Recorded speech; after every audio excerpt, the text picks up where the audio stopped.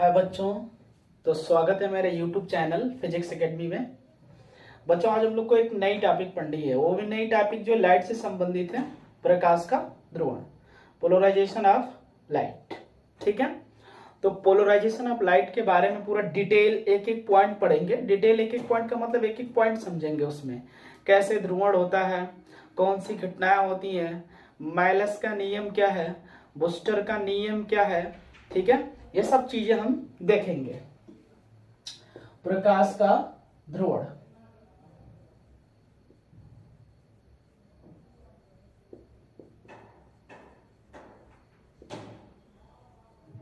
Polarisation of light.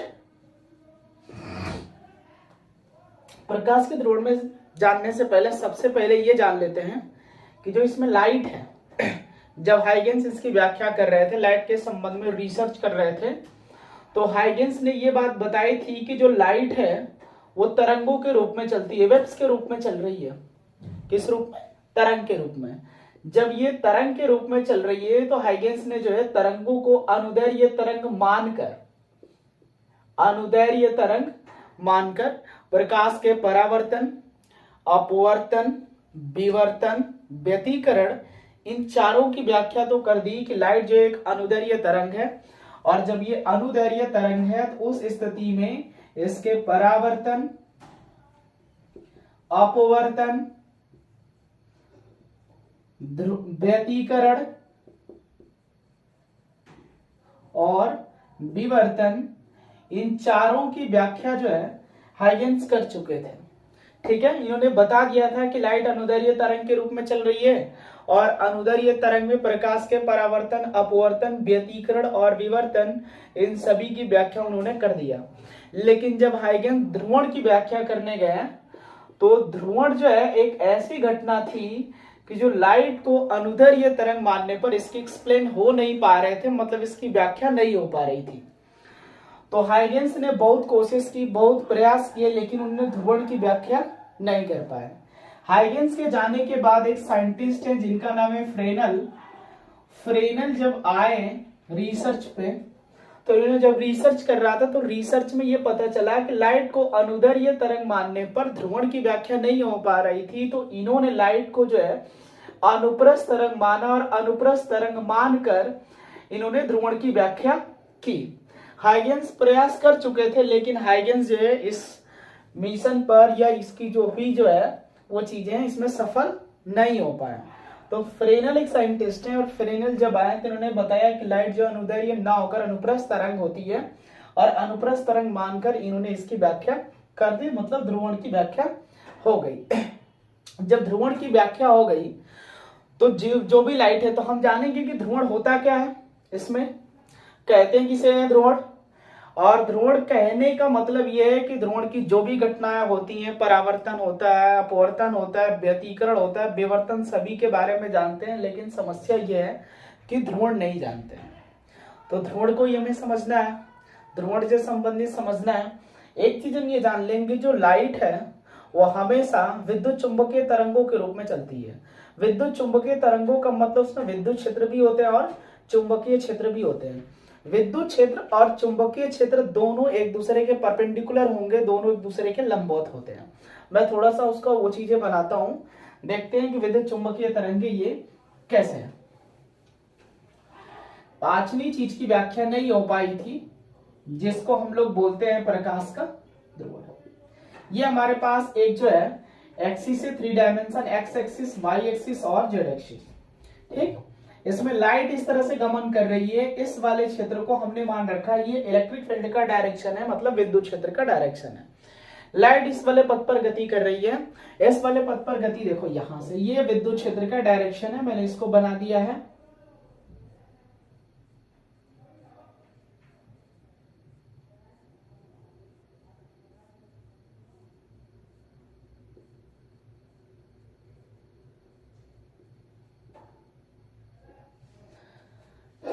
इसके अलावा जो नीचे वाला डायरेक्शन जो तल है वो चुंबकीय क्षेत्र के डायरेक्शन को डिनोट कर रहा है। चुंबकीय क्षेत्र का डायरेक्शन मैंने ये बनाया हुआ है, ये हमारा चुंबकीय क्षेत्र का डायरेक्शन है।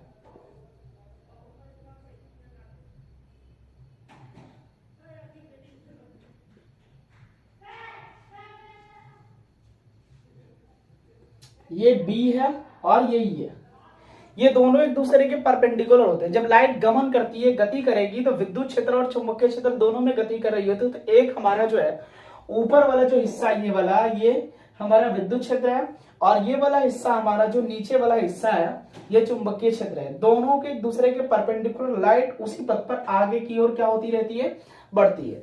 तो लाइट विद्युत चुंबकीय तरंगों के रूप में चलती है। जब ये विद्युत चुंबकीय तरंगों के रूप में चल रही है तो उस स्थिति में विद्युत क्षेत्र और चुंबकीय क्षेत्र इन दोनों के बीच जो एंगल होता है ये π/2 कोण पर होते हैं, हमेशा 90 डिग्री एंगल पर होंगे। ये वाला और ये वाला दोनों एक दूसरे के बीच हमेशा 90 अंश के कोण पर होते हैं। तो इलेक्ट्रिक फील्ड और मैग्नेटिक फील्ड दोनों के बीच जो कोण हो रहा है वो कितने डिग्री का है, 90 डिग्री का है। तो यहां से ये बातें समझ में आई कि विद्युत चुंबकीय तरंगों के रूप में चलता है, अर्थात इसमें विद्युत के भी गुण पाए जाते हैं और चुंबक के भी गुण इसमें मिल रहे हैं, इसीलिए इसको विद्युत क्षेत्र और चुंबकीय क्षेत्र बोलते हैं। जो दृश्य भाग होता है जहां पर हमको लाइट देखनी होती है वो हमारा जो है कौन सा है, इलेक्ट्रिक फील्ड है। इलेक्ट्रिक फील्ड में ही जो है हम इसको देख सकते हैं, मैग्नेटिक फील्ड वाले में नहीं देख सकते हैं। ठीक, तो जो भी वस्तुएं दिखाई दे रही हैं, दृश्य चीजें दिखाई दे रही हैं, हम देख रहे हैं, वो हमारा कौन सा क्षेत्र में है, विद्युत क्षेत्र में है। मैग्नेटिक फील्ड हमें नहीं दिखाई देता है, तो हम विद्युत क्षेत्र वाले में वस्तुओं को क्या करते रहते हैं, देखते रहते हैं। तो विद्युत चुंबकीय तरंगे हो गई। आगे इसमें यह है कि जब लाइट को जो है हमें ध्रुवण की घटना पढ़नी है, कुल मिलाकर पोलराइजेशन ऑफ लाइट, ध्रुवण। ध्रुवण में क्या है कि जब भी किसी लाइट को किसी टूरमैलिन के ऊपर, अब टूरमैलिन क्या होता है तो हम सारी चीजें इसमें पहले जान लेते हैं, इसके बाद ध्रुवण को बढ़ाते हैं, लेकिन पहले ही पढ़ा देंगे तो समझ में नहीं आएगा। इससे पहले हम और भी चीजों को इसमें जान लेते हैं, फिर आगे चलते हैं ध्रुवण क्या होता है। चलिए, सबसे पहले तो हम जान लेते हैं कि अध्रुवित प्रकाश कौन सा होता है और ध्रुवित प्रकाश कौन सा होता है। अध्रुवित प्रकाश, अनपोलराइज्ड लाइट,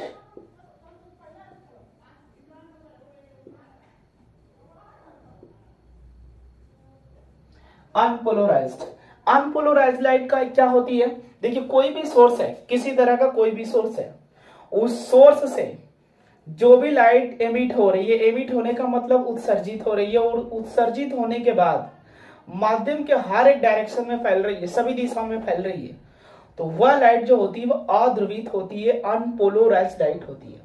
तो अब घर में यदि बल्ब जल रहा होगा, उससे जो भी लाइट निकल रहे हैं वो अनपोलराइज्ड है। सूर्य से आने वाली किरणें चारों डायरेक्शन में फैल रही है, अनपोलराइज्ड लाइट है। फोन से यदि पीछे वाली लाइट को जला रहे हैं, चारों डायरेक्शन में फैल रही है, अनपोलराइज्ड लाइट है। ठीक है, अध्रुवित प्रकाश है, उसको ध्रुवित नहीं किया गया है, तो वो अनपोलराइज्ड लाइट है। अनपोलराइज्ड लाइट का मतलब माध्यम के हर एक डायरेक्शन में फैलने के लिए संभव होगी। माध्यम के हर एक डायरेक्शन में फैलने का मतलब ऊपर नीचे भी वो फैल रही होगी, इस तरह से भी फैल रही होगी, इधर वाले डायरेक्शन में भी जा रही होगी, इधर वाले डायरेक्शन में जा रही होगी। तो इसको बोलते हैं, ये अध्रुवित प्रकाश है, मतलब कि अनपोलराइज्ड लाइट है, ये अनपोलराइज्ड लाइट है। ठीक है, इसको जो दिखाने का तरीका होता है, इसको एक और दिखाने का तरीका होता है, हम इसको इस तरह से भी डिनोट करते हैं, या इसको सिंपल लाइट भी बोलते हैं। सिंपल लाइट का मतलब साधारण लाइट। तो जो सिंपल लाइट है वही अनपोलराइज्ड लाइट है।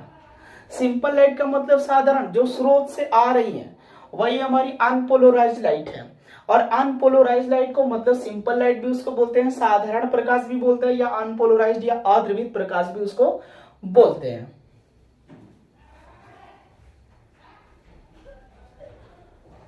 अध्रुवित प्रकाश है।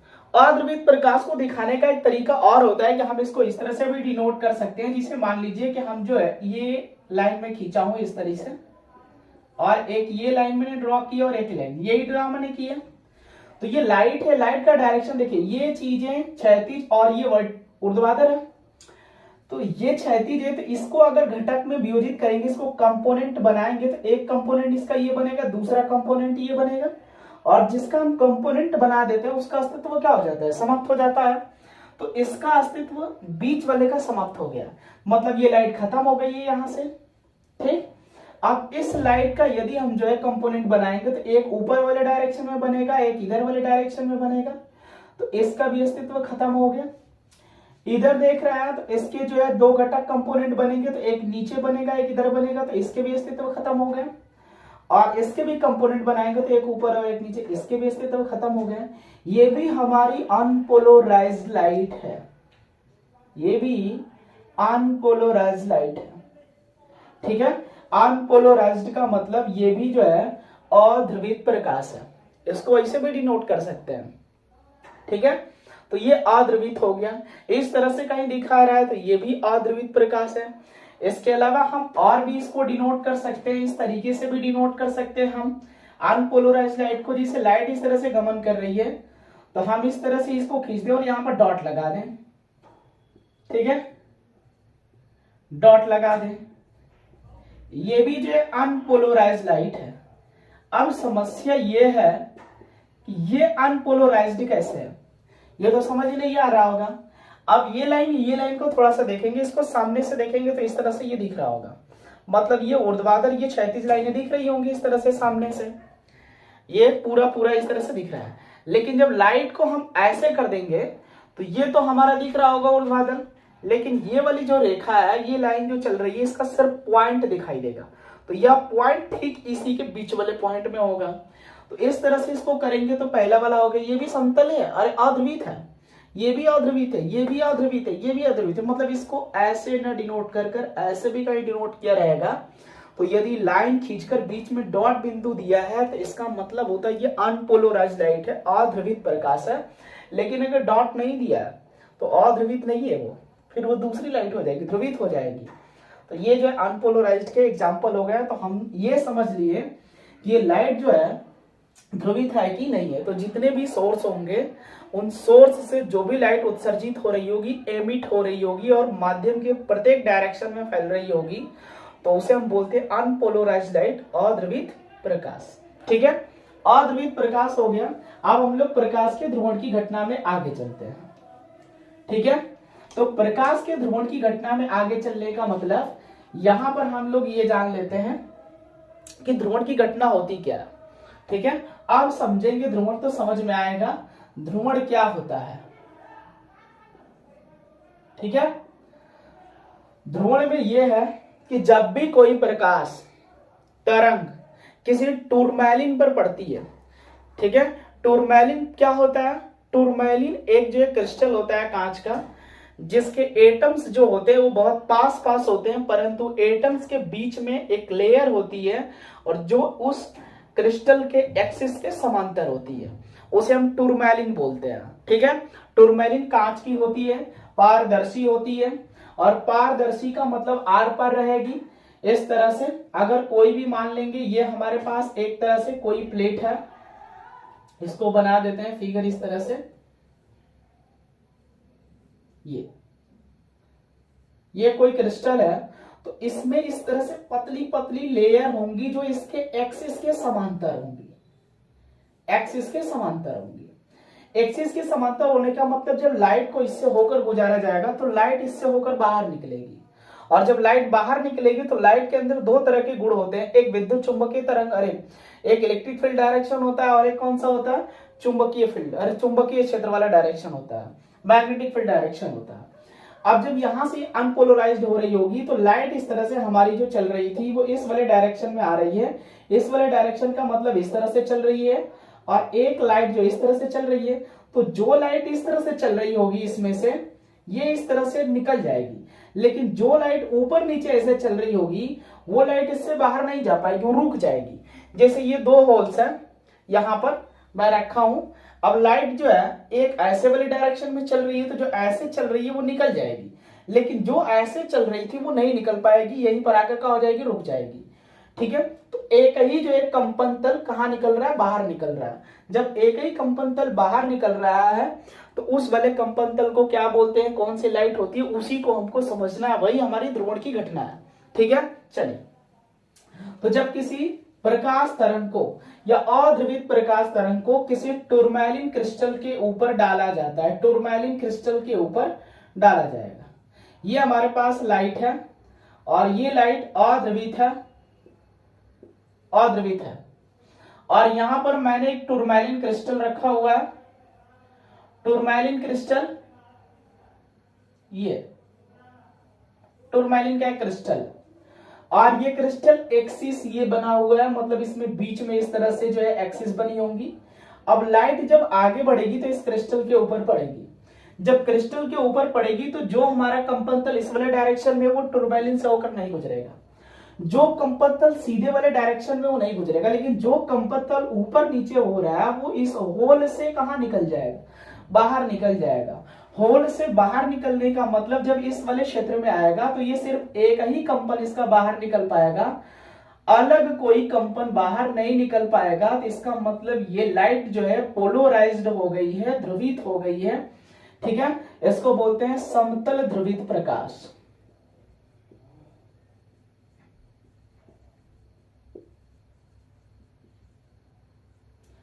इसको बोलते हैं अध्रुवित प्रकाश।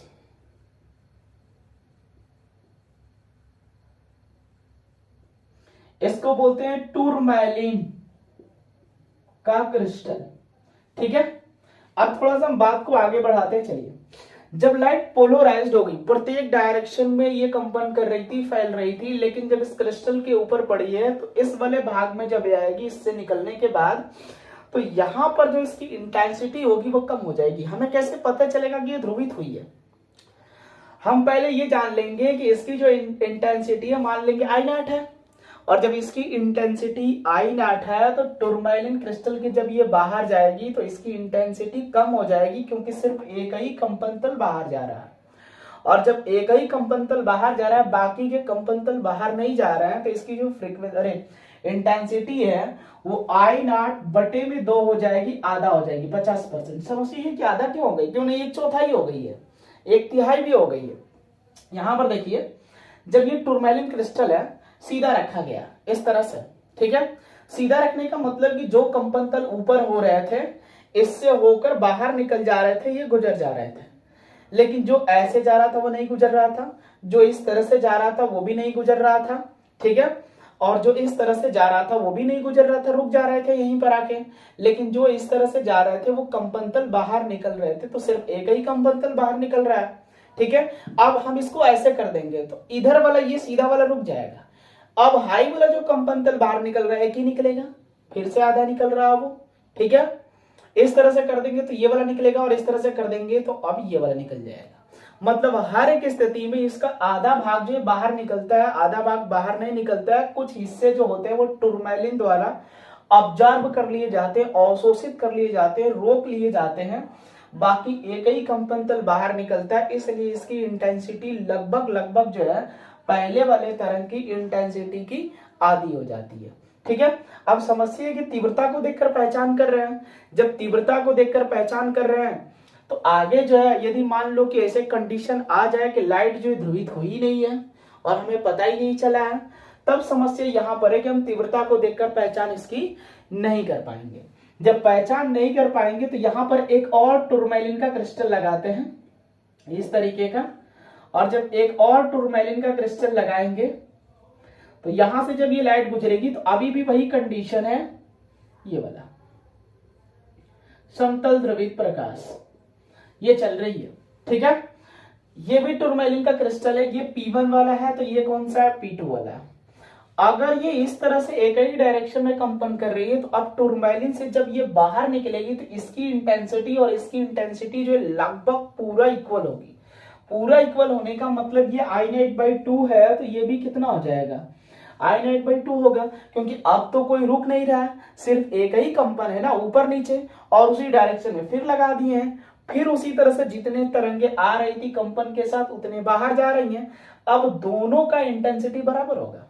लेकिन जब इसको घुमाकर ऐसे कर देंगे तो घुमाकर, जिसे ये सीधा था, लाइट इस तरह से कंपन करते हुए चल रहा है, घुमाकर ऐसे कर दी तो जो लाइट कंपन ऐसे कर रहा है तो अब वो बाहर में नहीं निकलेगा।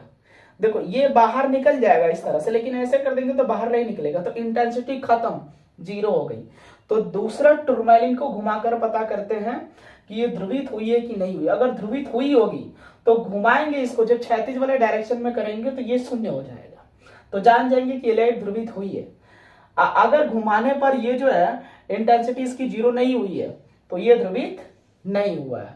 तो ये हमारी ध्रुवण की घटना है कि जब भी कोई अद्रवित प्रकाश को किसी टूरमैलिन क्रिस्टल के ऊपर डाला जाता है तो वह टूरमैलिन क्रिस्टल से जब बाहर निकलती है तो वह एक ही डायरेक्शन में कंपन करती है। तो इस घटना को हम बोलते हैं ध्रुवण की घटना। ये हमारी ध्रुवण की घटना हो गई है। ठीक है, इसमें किसी को डाउट? ये हमारा समतल ध्रुवित प्रकाश ध्रुवित हो गया है, पोलराइज्ड हो गया है। ये हमारा जो टूरमैलिन है, टूरमैलिन के उस वाले हिस्से में जो लाइट दिखाई दे रहा है ये भी जो है ध्रुवित हो गया है। लेकिन ये जो लाइट दिखाई दे रही है कौन सी है? अध्रुवित प्रकाश है। ठीक है, यहां तक किसी को दिक्कत नहीं ना? चलिए अगला वाला टॉपिक हम लोग पढ़ेंगे, उसमें आगे जो है चलेंगे। इसमें जो भी है बस्टर का नियम है, मैलस का